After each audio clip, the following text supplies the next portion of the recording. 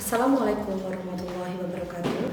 Perkenalkan, nama saya Erwin Indrianti, SSI MPD dari Sekolah Tinggi Ilmu Farmasi Yayasan Farmasi Semarang. Pada kesempatan ini, saya akan menjelaskan mengenai pernyataan diri dosen dalam unjuk kerja Tridharma Perguruan Tinggi atau PDD UKTPT dalam bidang pengajaran. Saya merupakan dosen tetap di Sekolah Tinggi Ilmu Farmasi Yayasan Farmasi Semarang sejak tahun 2017, dan saya mengampu beberapa mata kuliah seperti kimia analisa, praktikum kimia analisa, praktikum kimia dasar, praktikum analisis instrumen, teknik analisa fisika, dan praktikum teknik analisa fisika. Saya akan menjelaskan deskripsi dari salah satu mata kuliah yang saya ampu, yaitu kimia analisa dengan kode mata kuliah 41 BKK 2005 dengan bobot mata kuliah 2 SKS. Mata kuliah ini diajarkan pada semester 2 pada program studi S1 Farmasi. Mata kuliah ini diampu oleh 3 orang dosen dengan sistem pembagian materi pelajaran. Mata kuliah kimia analisis merupakan suatu mata kuliah yang menjelaskan mengenai tahapan dalam analisis dan dalam analisis kimia, baik secara kualitatif maupun kuantitatif, dan mata kuliah ini akan terintegrasi dengan praktikum kimia analisis. Capaian pembelajaran dalam mata kuliah saya ini, yang pertama adalah mahasiswa memahami tentang pentingnya analisis kimia dan dasar dari analisis kualitatif.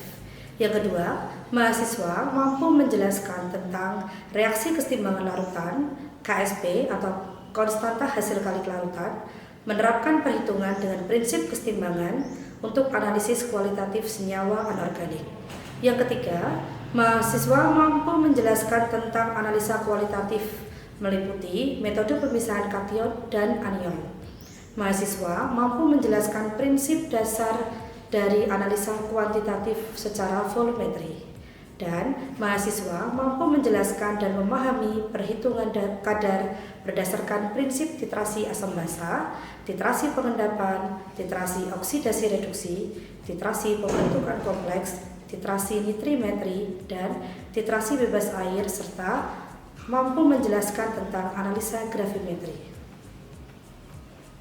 Selanjutnya, saya akan menjelaskan mengenai materi perkuliahan yang diberikan selama 1 semester, antara lain yang pertama analisis senyawa organik, kesetimbangan larutan atau KSP, kemudian prosedur pemisahan kation, metode analisis anion, titrasi asam basa, titrasi pengendapan, titrasi redoks, titrasi bebas air, titrasi pembentukan kompleks, titrasi nitrimetri, dan analisis gravimetri.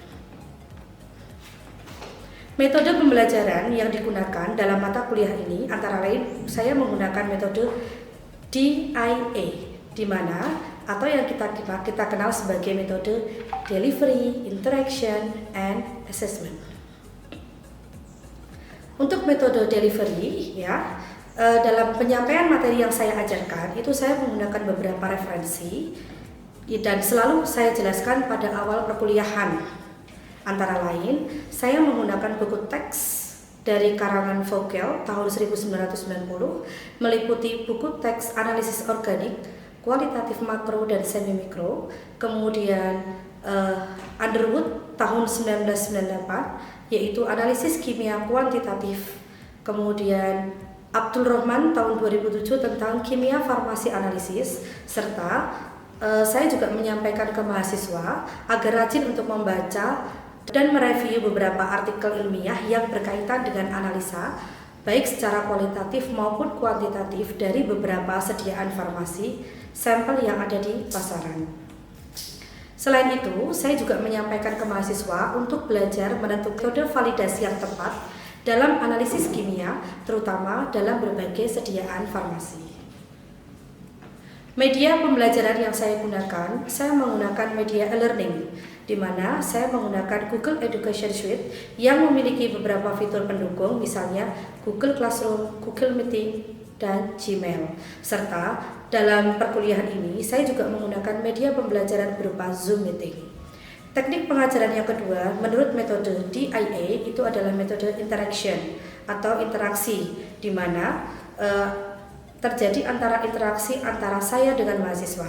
Proses interaksi pada mata kuliah ini tidak terbatas pada akhir penyampaian materi saja, tetapi saya selalu memberikan kesempatan kepada mahasiswa di sela-sela pemaparan materi melalui diskusi, tanya jawab dengan mahasiswa, agar saya dapat melihat sejauh mana pemahaman mahasiswa terhadap materi yang saya sampaikan, serta memberikan motivasi terhadap mahasiswa. Terkadang di sela-sela perkuliahan, saya juga memberikan kuis sebagai rangkuman materi untuk memotivasi mahasiswa memperoleh poin tambahan penilaian yang nantinya akan saya tambahkan ke dalam komponen nilai harian. Teknik yang ketiga adalah assessment. Nah, bagaimana saya bisa menilai mahasiswa? Dari awal perkuliahan, pasti saya akan memberikan kontrak perkuliahan yang mana salah satu isinya adalah komponen penilaian yang terdiri dari nilai penugasan, nilai UTS, dan nilai UAS dengan bobot penilaian, nilai tugas 20%, nilai harian termasuk keaktifan dan absensi adalah 20%, nilai UTS 30%, dan nilai UAS 30%. Tugas yang diberikan pada mata kuliah ini antara lain: yang pertama, memberikan tugas metode validasi untuk analisis obat secara kualitatif. Yang kedua, memberikan penugasan dengan mereview artikel yang berhubungan dengan aplikasi analisa kualitatif dalam menganalisis suatu sampel, baik sampel obat maupun sampel yang beredar di pasaran. Yang ketiga, menganalisis kadar dari suatu sampel, baik dari bahan baku obat maupun sampel yang beredar di pasaran. Menghitung konsentrasi reagen yang digunakan, meliputi reagen untuk baku primer, baku sekunder, indikator.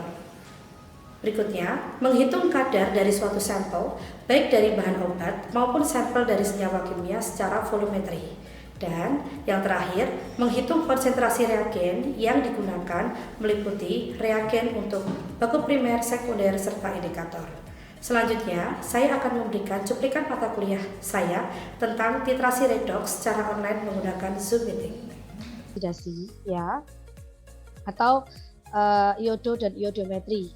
Jadi mungkin di pertemuan minggu yang lalu kita sudah membahas mengenai iodo, dan di sini nanti kita akan lanjutkan dan flashback juga tentang materi iodo juga, dan kita akan melanjutkan untuk materi iodometri. Baik, sebelum masuk ke materi, mungkin saya akan menyampaikan tujuan dari perkuliahan kita pada hari ini. Yang pertama adalah mahasiswa mampu mendeskripsikan pengertian dari titrasi iodo dan iodimetri. Yang kedua, mampu menjelaskan prinsip dasar dari titrasi iodo dan iodimetri. Yang ketiga adalah mahasiswa mampu menyebutkan larutan baku primer, sekunder, indikator, serta perubahan warna yang timbul pada saat TAT. Dan yang keempat adalah mahasiswa mampu menganalisis kadar dari sampel, baik sampel obat maupun sampel dari senyawa kimia.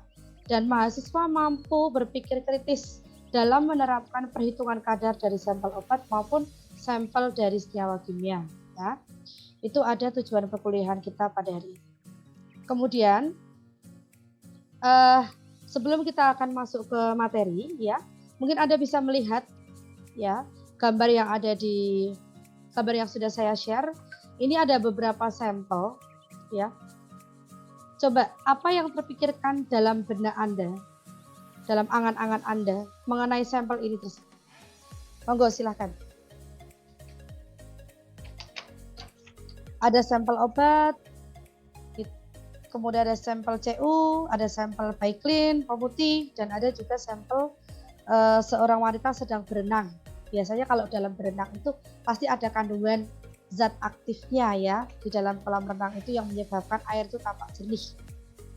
Nah, monggo silakan, tidak harus semuanya, salah satu. Kayak kaporit gitu Bu. Ya, kayak kaporit, itu gimana Mbak? Dalam benak Anda, dalam angan-angan Anda, itu bagaimana Mbak? Dari gambar ini coba.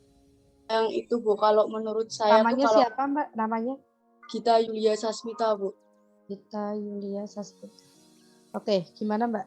Kalau menurut saya Bu, maaf kalau misalnya salah. Kalau yang kaporit itu Bu, buat penjernihan pas di kolam renang tuh loh Bu. Warnanya kolam renang tuh menjadi kayak lebih jernih. Terus misalnya kalau kolam renang yang menggunakan kaporit itu biasanya tuh baunya tuh lebih itu Bu. Kayak apa ya? apa Kayak sih? apa? Kayak kaporit langsung kalau kita masuk ke kolam tuh langsung ada bau-bau gitu loh, Bu. Bau yang khas gitu ya dari Iya, kaporit iya, gitu Bu. ya. Iya, Oke. Ya, tadi Mbak Gita sudah memaparkan angan-angannya Mbak Gita itu. Yang pertama dituju adalah kolam renang. Ya, silakan yang lainnya. Redoxon, Bu. Redoxon, ya siapa namanya? Mbak siapa? Ika, Bu. Ika Esti ya? Ya, Bu. Ya, Mbak Ika gimana? Kalau Anda melihat Redoxon ini, apa yang terpikirkan dalam benak Anda? Vitamin C, Bu. Vitamin C. Itu saja yang terpikirkan? Vitamin C bisa juga digunakan untuk sampel pada praktikum kali ini, yaitu iodimetri, dan vitamin C sebagai reduktor dan mengalami oksidasi, Bu. Oh, itu ya Mbak yang apa namanya yang bisa Anda angankan seperti itu ya. Oke, baik, Iya, boleh. Nggak apa-apa, karena ini bebas sifatnya ya. Oke, silakan. Mungkin ada gambar yang lainnya.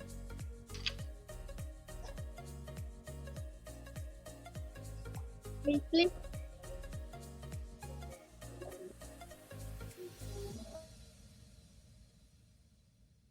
Baik, Bu, sebagai pemutih, Bu.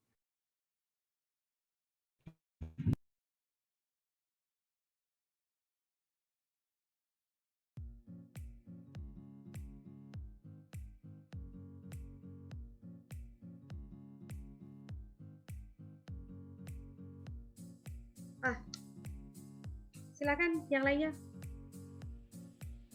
10 mili larutan baku primer KiO3 dengan konsentrasi 0,09878 N direplikasi sebanyak 3 kali dan menghasilkan volume titran sebanyak 10,50, 10,55, 10,50, kemudian distandarisasi. Jadi kemudian dilanjutkan lagi ya, standarisasi dengan I2 dengan memipet 10 mili dan menghasilkan volume titran 11,50, 11,55 dan titrasi yang ketiga 11,50. Berapa normalitas I2 yang sebenarnya? Jadi karena ini pembakuan 2 kali, maka Anda menghitungnya juga harus 2 kali. Ya. Jadi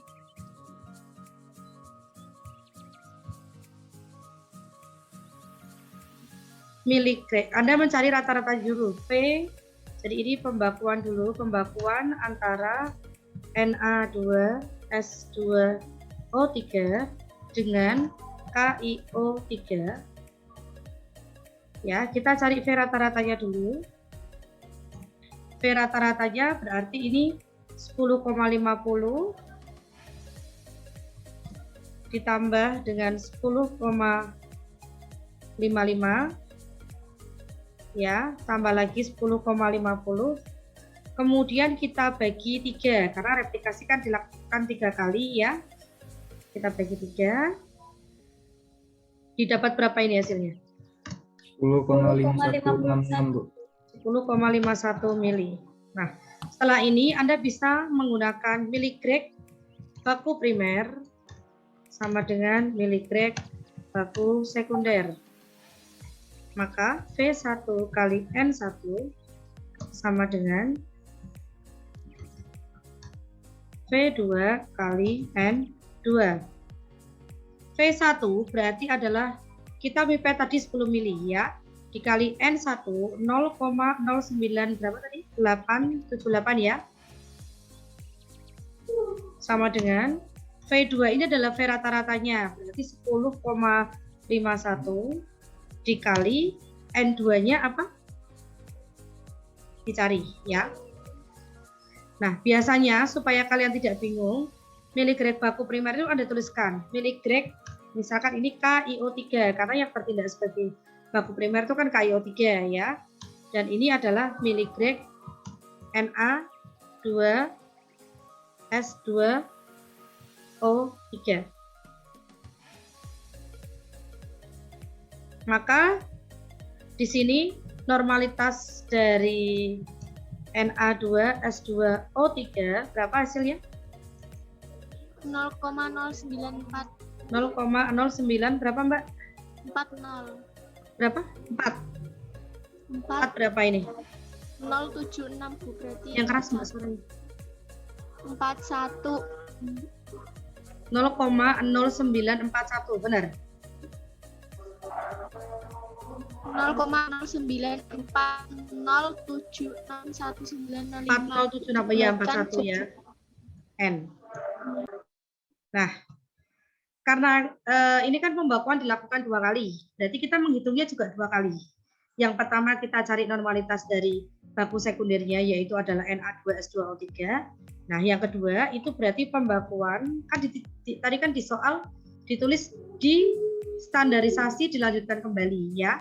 Berarti pembakuan antara I2 dengan Na2S2O3. Maka miligrek baku primer sama dengan miligrek baku sekunder. Maka ini miligrek yang bertindak sebagai baku primer yang mana ini?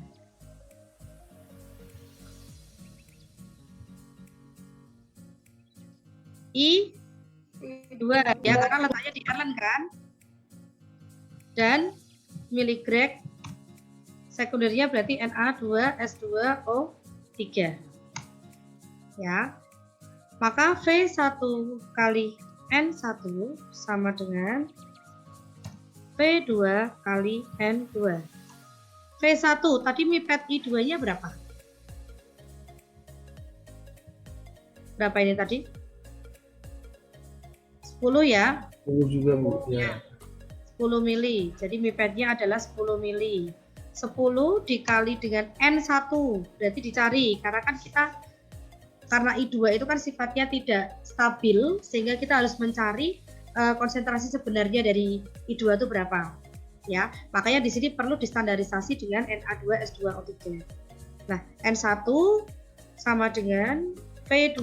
Berarti V2-nya tadi adalah rata-rata. Nah, ini kan dipipet kembali. Distandarisasi kembali. Nah, distandarisasi kembali kan didapatkan volume titran. Ini kan 3 volume titran ini. Nah, ini harus kita cari rata-ratanya. Nah, berarti di sini kita cari rata-ratanya. V rata-rata. Ya. Ini kita jumlah.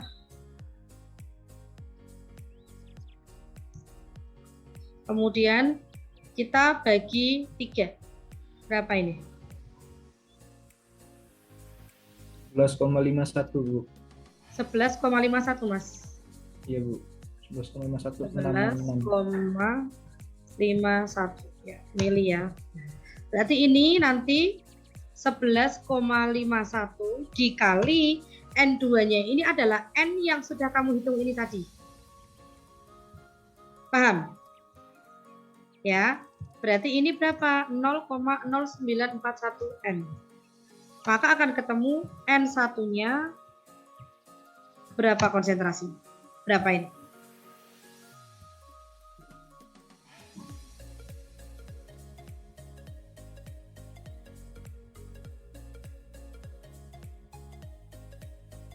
Berapa?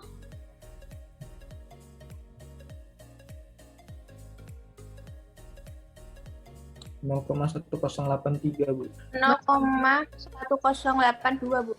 Ini ya, N ya. Oke.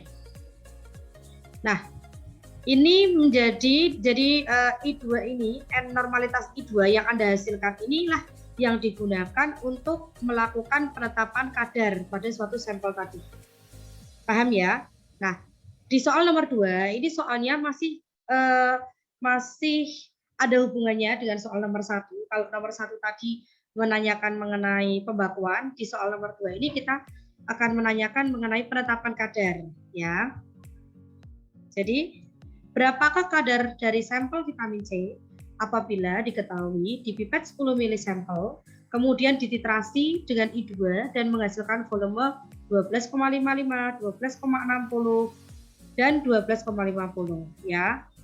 Maka langkah pertama yang harus kita lakukan adalah kita mencari V rata-ratanya dulu. Berarti 12,55 ditambah dengan 12,60 Ditambah berapa ini? Kita bagi 3. Berapa ini? 12,55. Setelah ini kita lanjut ke miligrek sampel ya, sama dengan miligrek baku sekunder. Masih ingat ya ini perhitungannya ya? Berarti ini apa?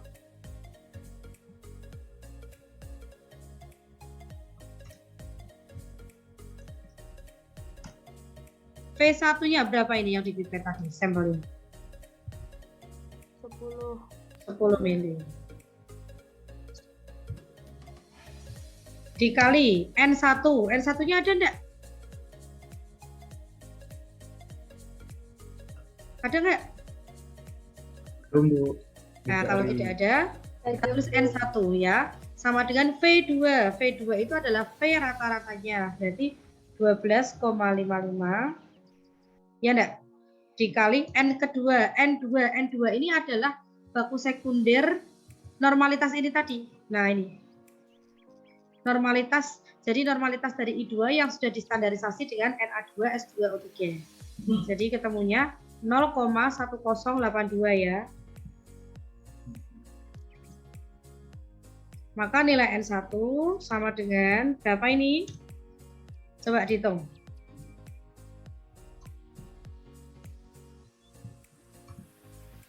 Berapa ini? 0,1357. Berapa Mbak? 0,1357. Ini ya? Iya, Bu. Ya, ini dalam satuan apa ini Mbak? N ya. Terus setelah dari N ini kita jadikan satuan apa? Grol, Bu. Oh, sudah lupa? Ayo, kita jadikan satuan apa ini? Grol? Grol per liter, Bu. Ya, 0,1357 dibagi dengan valensinya. Ya. Berarti 0,1357 dibagi valensinya kan berapa tadi? 2 ya. Di atas sudah saya tuliskan 2. Maka ketemunya berapa ini? 0678. 0678, Bu. Ini kah? Dengan satuan grol per liter. Nah, satuan grol per liter ini tadi, ini harus kita rubah ke dalam satuan apa? Supaya kita bisa mencari ke dalam bentuk persen berat per volume. Bagi 100, Bu. Grol per liter kita buat dalam satuan gram per apa Mbak? Per Ya, liter, Bu. ya. Jadi ini 0,067 kita dibagi atau enggak ini?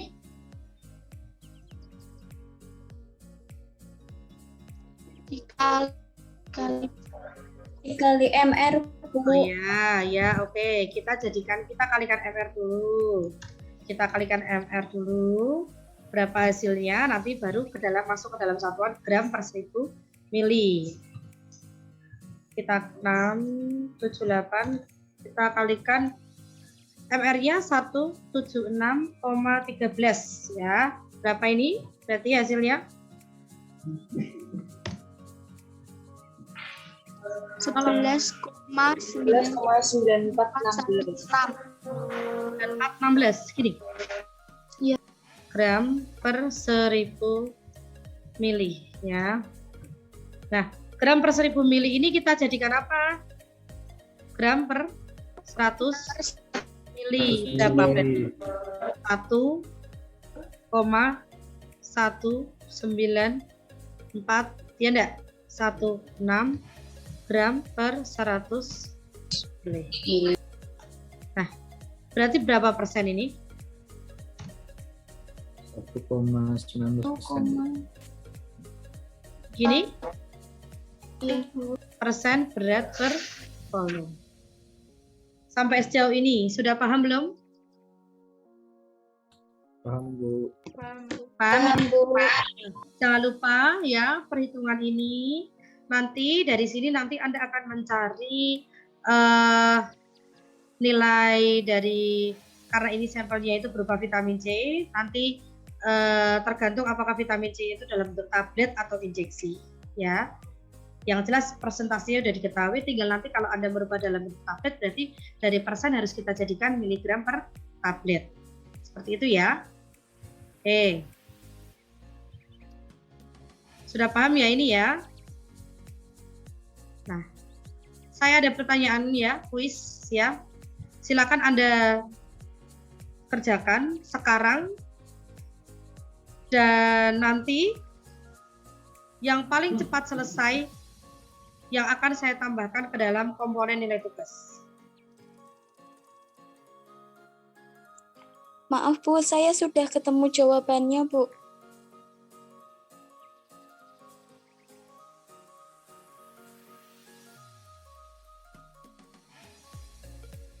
Siapa namanya Mbak? Hesti Bu. Coba? Izin. Ika Hesti Bu. Oh, Ika Hesti ya. Berapa Mbak? N2-nya 0,0775. Ini N dari NA2 ya. S2 Iya, Bu. O3 ya. 0,0775. Oke ya, betul. Terus Yang N1 dari CuSO4 I2. Kan kita nggak pakai CuSO4, pakainya Iya, I2. Bu. Yang itu Nah, berapa? 0,1054.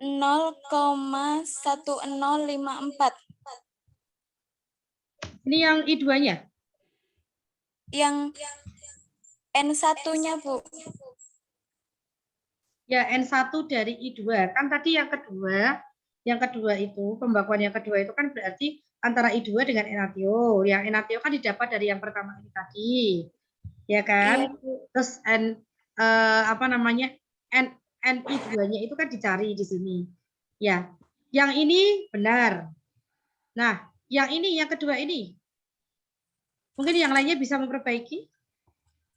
Saya Bu, Ya, siapa namanya Mbak? Hasna Aliadina. Hasna. Gini ya, Hasna Aliadina, ya. Ya, Mbak Hasna. NI2-nya 0,0830. Ya, betul. 0,0830. Ya, kemudian untuk yang penetapan kadarnya, berapa persen yang dihasilkan? 0,994%. Ini siapa ini? Hasna. Hasna. Oh ya, Hasna menjawab 0,994% ya Mbak? Ya. Ya, yang lainnya sudah ketemu semuanya?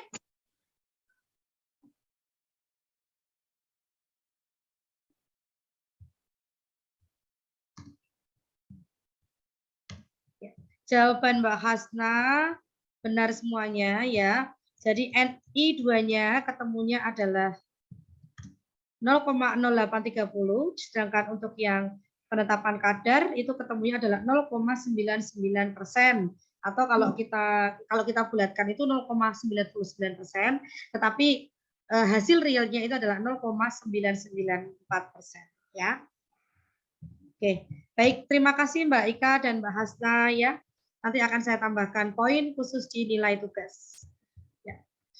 Baik, sampai sejauh ini ya tentang materi titrasi redoks, apakah bisa dipahami? Bisa Bu. Bisa Bu. Bisa ya. Baik. Untuk laporannya nanti akan kami share di GC. Untuk data laporannya akan kami share di GC. Ya, penugasan semua akan kita share di GC. Baik, terima kasih atas waktunya. Selamat siang. Salam sehat selalu. Assalamualaikum warahmatullahi wabarakatuh. Waalaikumsalam warahmatullahi wabarakatuh. Waalaikumsalam Terima warahmatullahi kasih Bu. wabarakatuh. Terima kasih, Bu. Ya. Terima kasih Bu.